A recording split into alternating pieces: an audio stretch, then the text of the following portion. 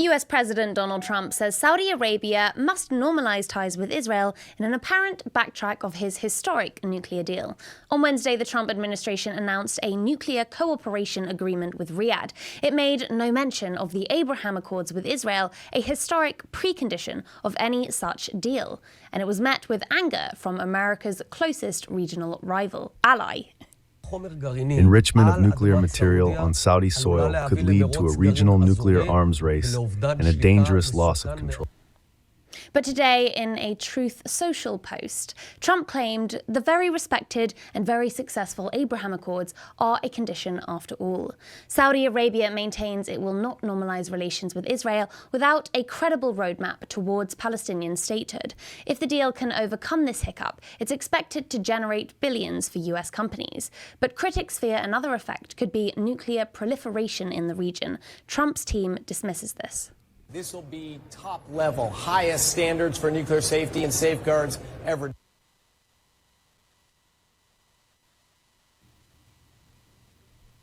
Not all Americans are convinced. It is a terrible deal, but Trump is floundering in the Middle East. The Strait of Hormuz is closed. We're losing service members. Gas prices are up. The Saudis were upset at us because of this ill-planned war. We have no idea who is going to be running Saudi Arabia 10 years from now. Congress has 90 days to review the decision. I'm joined by MEE's Sean Matthews. Sean, welcome back to the show. How do we explain Trump changing the terms of the nuclear agreement with Saudi Arabia? Thanks for having me on, Matilda. So I think it really took a lot of diplomats and a lot of officials for a loop. I was speaking with one Western official, not from the U.S., who was preparing a cable actually on this very topic.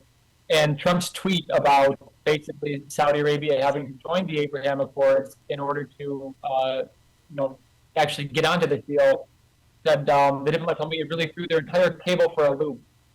Because the whole story yesterday was that it seemed like Trump was throwing a bone to Saudi Arabia, potentially trying to appease them, trying to mend fences of frustration within Riyadh over the war in Iran, and that signing this nuclear deal was a big win for MBS.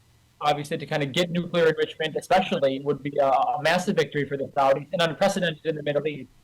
So, that one tweet, that one line from Donald Trump really just kind of twisted the whole story on its head, because now it seems like Trump has almost thrown the Saudis under the bus and is demanding that they, normalize with Israel. Obviously, the Saudis have demanded a Palestinian state in order to do that, or steps towards a Palestinian state. So it really is a total 180 by Trump. And I think a lot of officials are really confused by this. I know the tone from Saudi commentators and analysts, they're also trying to kind of keep up with this development.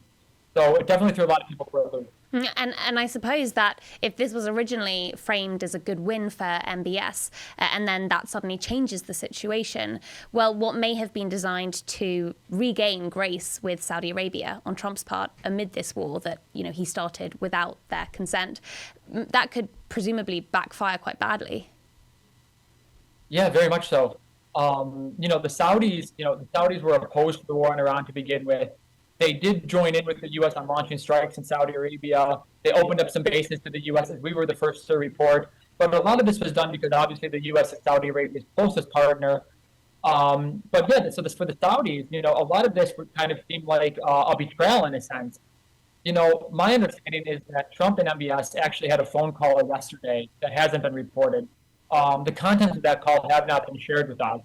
But my big question, and I think the question going forward, is whether the Crown Prince was consulted on this tweet before Trump published it.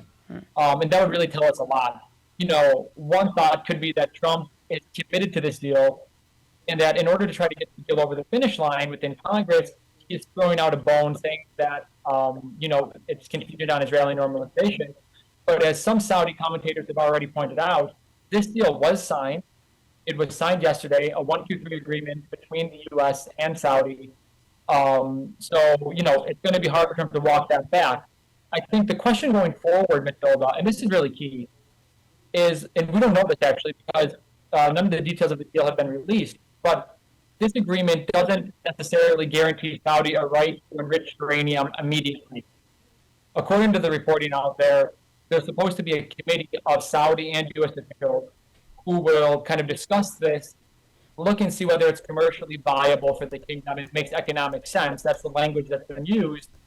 And then they will decide on whether Saudi enriches uranium.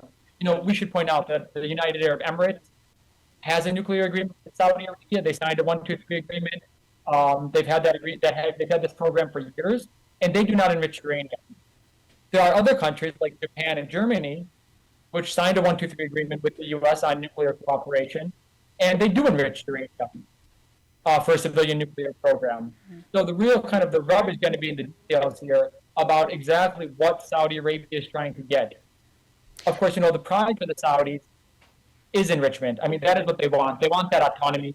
They see themselves as the leader of the Arab and the Muslim world, and they want to be able to enrich. Obviously, the only other Muslim majority state that has a nuclear program, a weapons program, is Pakistan. The Saudis say that they want a program for civilian purposes, but enrichment really is the sense of autonomy, and Saudi Arabia kind of taking charge of its destiny and its economic progress. So if this deal is really just an agreement for Saudi Arabia to purchase already enriched uranium, purchase nuclear technology from a U.S. company like Westinghouse, that could be seen as a benefit for Saudi, but it's not going to be seen as this real victory for the kingdom, driving their industry forward as an autonomous kingdom.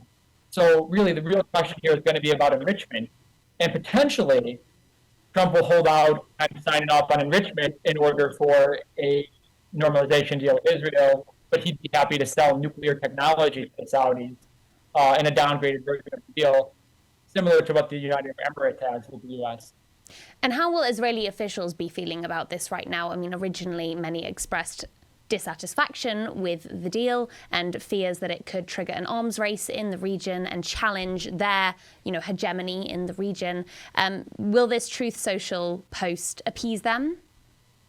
Well, I saw the clip that you had of Naftali Bennett, I think, and already Benjamin Netanyahu has come out and said that Israel is ready and willing and able to normalize relations with Saudi Arabia. I don't think there's any surprise there.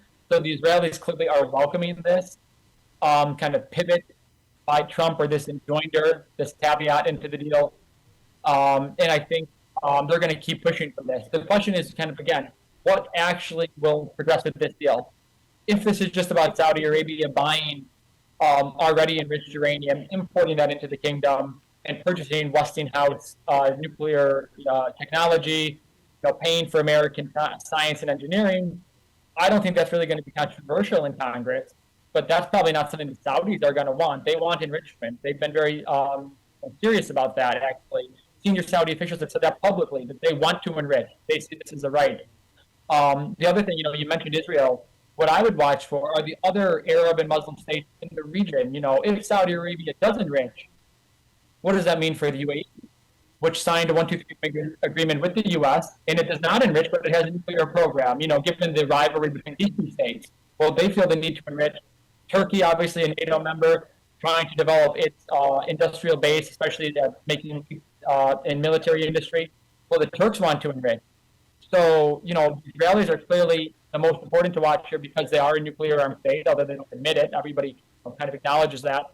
But all these other states that Saudi Arabia is either partnering with or in competition with, they're going to be watching this also. So it's really a big mess, and I think we'll get more clarity once this deal goes to Congress in the coming weeks, and some of the details start to come out about what exactly the Saudis are buying from the U.S. And we will keep our eye on that story. Sean Matthews, thank you so much for your time.